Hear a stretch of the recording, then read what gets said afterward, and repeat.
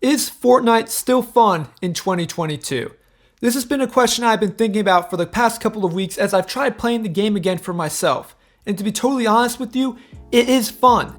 To an extent. Hey guys, it's DNDwigg here, back with another. Make sure to like and subscribe if you enjoy the video, and without further introduction, let's get right into it. Let's start with the bad, and the most obvious, and the most talked about thing when returning to the game. Fortnite's arguably biggest issue, the skill gap. If you are playing Fortnite for the first time, or even after a really long time, you will struggle and likely get frustrated with this game. I just want to get that out of the way.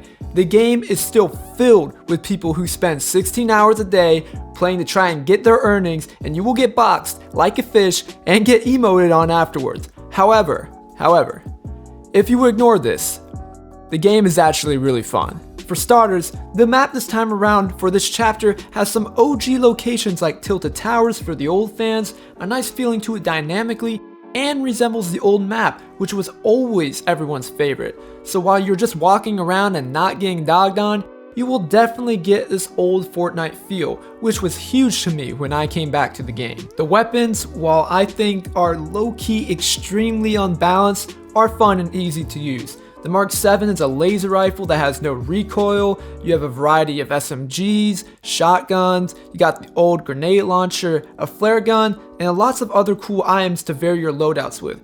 Each feel unique, but due to the nature of balance, your loadouts will almost always look like the Mark 7, shotgun, SMG, Spider-Man mythics, and some kind of med item, which I am not a big fan of, and would much rather prefer a wider pool of weapons that all feel more equally powerful. This is what Fortnite has done in the past. I'm not exactly sure why they haven't done it this time around, but it does kind of get annoying when literally every single time you kill somebody, they have the exact same kit, because it's literally just the best kit.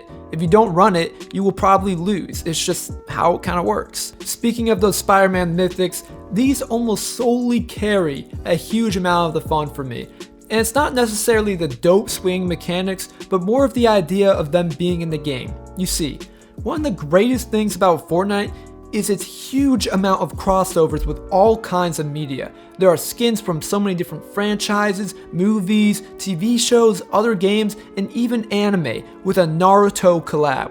I cannot name a single other game that has been able to have an actually good anime collaboration. This huge access to different copyrights allows all these dope weapons or skins to appear in the game that you can't find anywhere else. Name one other battle royale that had lightsabers and the Infinity Gauntlet in it. Oh, that's right.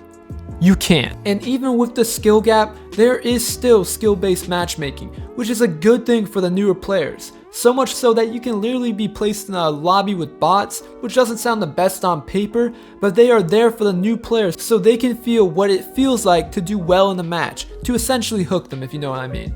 I recommend finding some people to squad up with, as it significantly boosted the fun and lowered the skill gap because, you get carried, all while talking, having a good time, and using all the dope collab weapons can really actually make it fun. Once you get hooked and are willing to put in some effort passively by just playing the game or using all the custom training modes, you can even get past the skill gap all by yourself. It is not absolutely fun destroying, and you don't even have to be as good mechanically as the other players. Thanks to the overpowered weapons and, third partying, you can still get wins. Fortnite really has been all over the place in terms of where it stands. I can totally tell you that during Chapter 2, this game was not worth playing.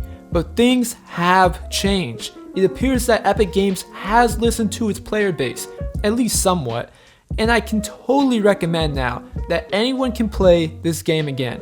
And I can recommend it even more if you have friends to squad up with. So to answer your question, if Fortnite is worth playing in 2022, well, it is. If you liked the video guys, make sure you like, comment, and subscribe. I plan on covering more Fortnite related content in the future and games that I believe you should start playing or start playing again. But until then guys, I will see you all in the next one. Peace.